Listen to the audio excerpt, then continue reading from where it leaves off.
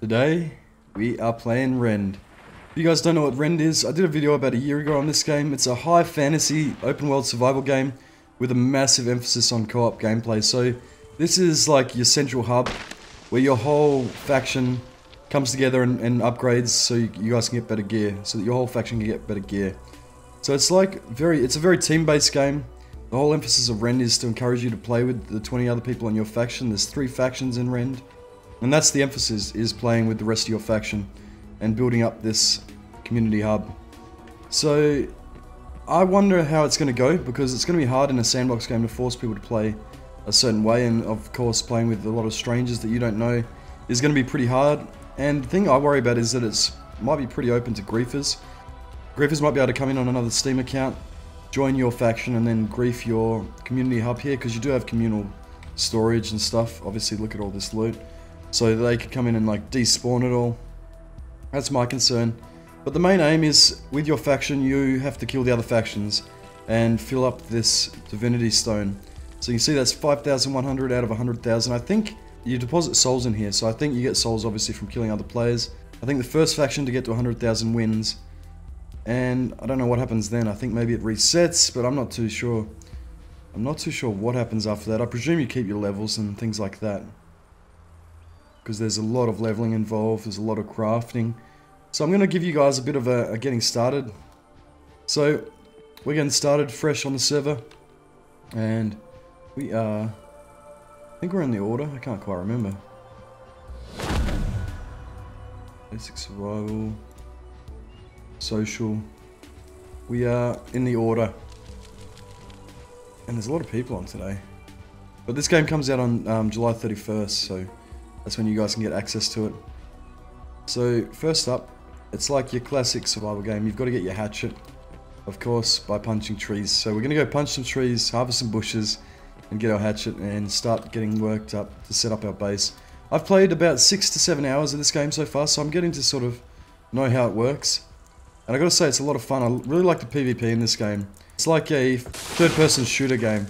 So with the crossbows, the combat's with crossbows and bows, but it's really rapid fire, so it's like you're shooting a gun in a way. So I think it could be really cool.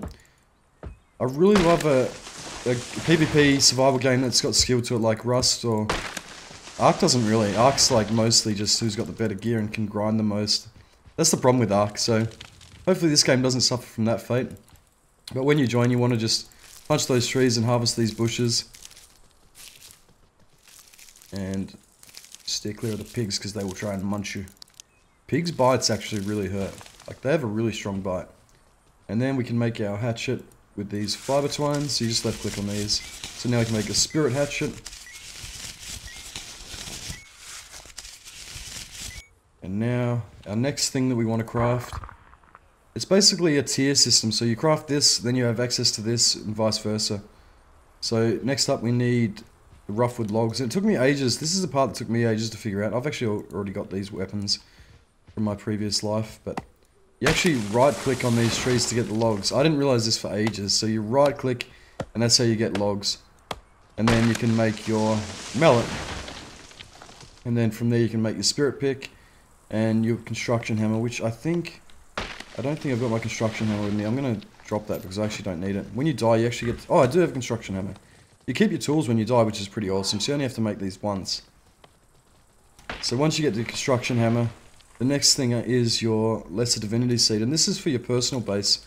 So as I mentioned, in Rend, there's this communal base, but there's also a personal base system. So I think the main aim is to obviously upgrade your things in this base first, and then peel off and build your own personal bases. But obviously everyone's going to want to build their personal bases. You don't want to be forced to play with someone that you don't know, you know what I mean? It's just open to griefing.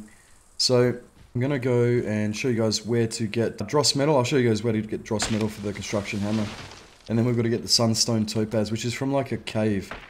Before you want to get your base set up, you're going to need to make a bow, and you're going to need to make basic clothing. And you probably want to level up a bit. It's like Dark and Light, in that you level up by doing things, so the more trees you chop, the better your tree chopping skill gets, and vice versa. These ones actually give you, if you right click on that you get fiber, but if you left click you get petals, which are used for healing. There's a lot of intricate stuff to this when you get started, but the main thing I would say is remember you can You can right click and left click to get the different resources you need. With the mallet, it took me ages to figure out where to get flint, because I had to actually right click on everything.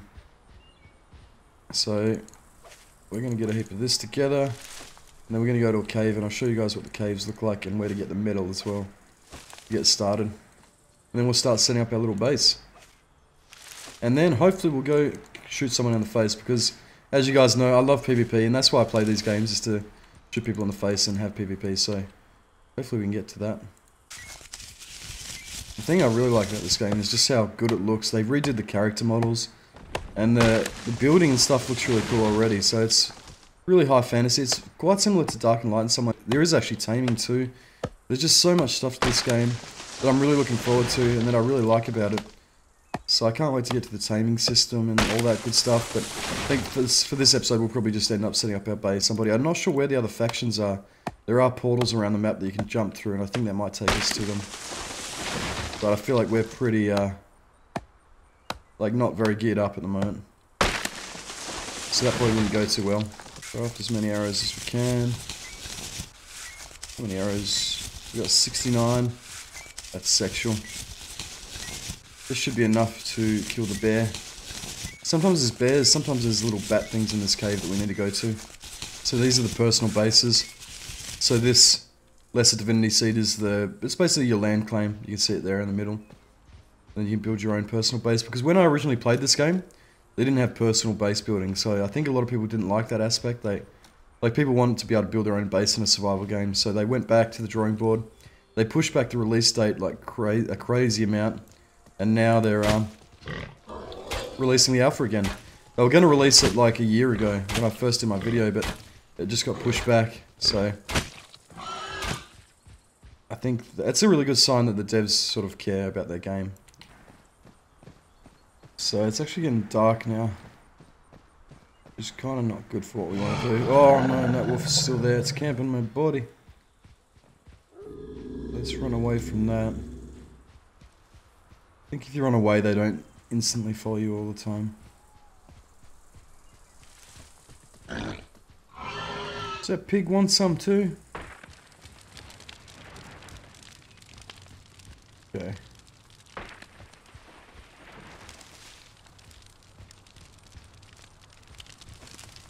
So I think we'll wait till morning and then we'll go to this cave. So I actually thought before I go to the cave I'd come back to the stronghold. And I finally found this. This wasn't here yesterday, but someone's finally put it down. In the hunting lodge. There's this adventurer's workshop, and in here we can make better armor, so we're going to work towards making some of this before I go any deeper. And crossbows, oh yeah, that's what we should make too. I might have to make a crossbow because they're a lot better. Or repeaters, I've heard repeaters are really good too. Alright, I think we're ready to go. We've got our tensile here, we've got rough darts, we've got crude stone darts. Rough darts are a bit less damage, but a bit cheaper as well. So the two caves I want to go to are over this way. We're hopefully going to find some bushes on the way. We are getting dehydrated already and starving pretty much. But over this way there are some better food bushes. These ones here actually don't do much at the moment. So hopefully that gets fixed, but over this way, deeper in the forest, there's some better ones. Let's take out this wolf so you guys can see this in action. Oh.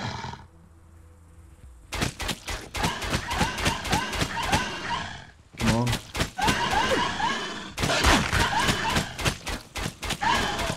So it's like way better. And we need to make some more of those, I think. But yeah, the repeaters are so much better than the bows, that's for sure. So I need to get over here, find these berry bushes, and we might be able to survive long enough to get in this cave.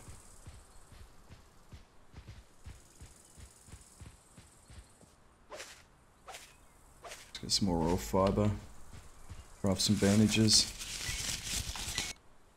Here we go, these are the bushes. Give me food, give me food. This Skogut fruit.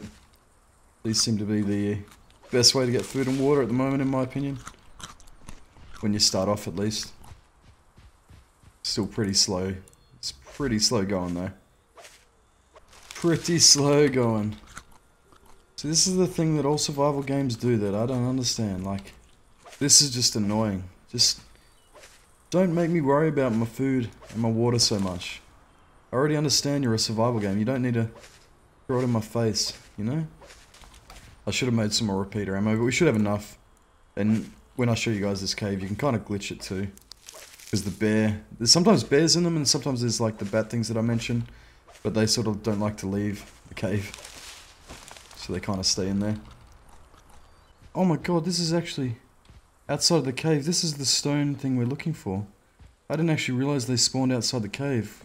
Ooh. Oh my god. This might give us the crystal we need. Topaz. Sunstone topaz, yes! Straight up. So you just come to the outskirts like that. I thought you actually had to go into the cave to get that, but apparently you don't. And then these are the metal stones, which you use to pick on. Like this, with a right click for the dross metal. Now we can actually set up our base. So we just need crumble stone, roughtwood log, fiber twines, and the sunstone. So that's what you need to look for, and run the hell away from these raptor things. These raptor things are brutal. Okay. I'm gonna get to safety. Oh shit. Oh no. No, no, no, no, no. Help.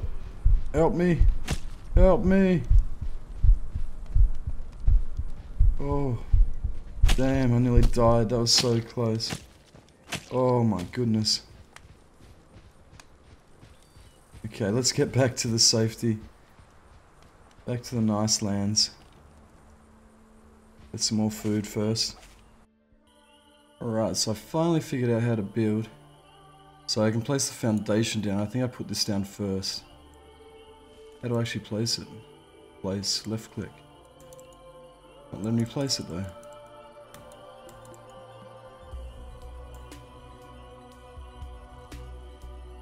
Got all the mats that I need, so...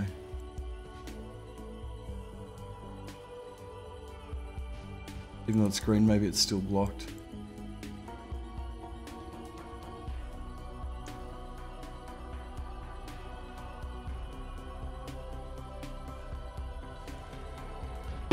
Oh, we got it. Okay.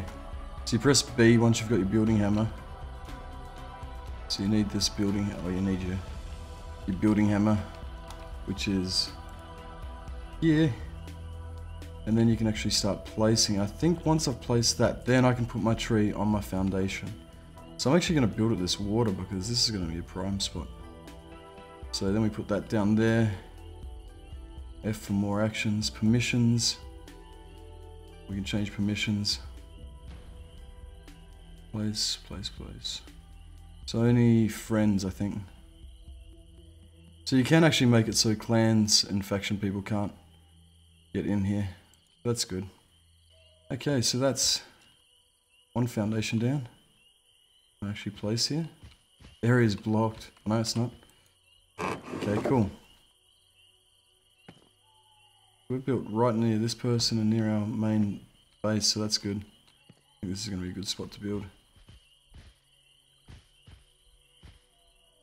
So you just walk in certain spots and it'll suddenly let you place it.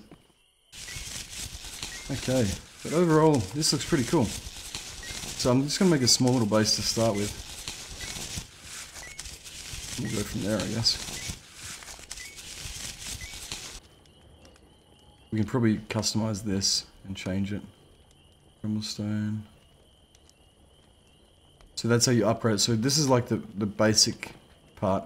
This is the frame and then you have to fill that in.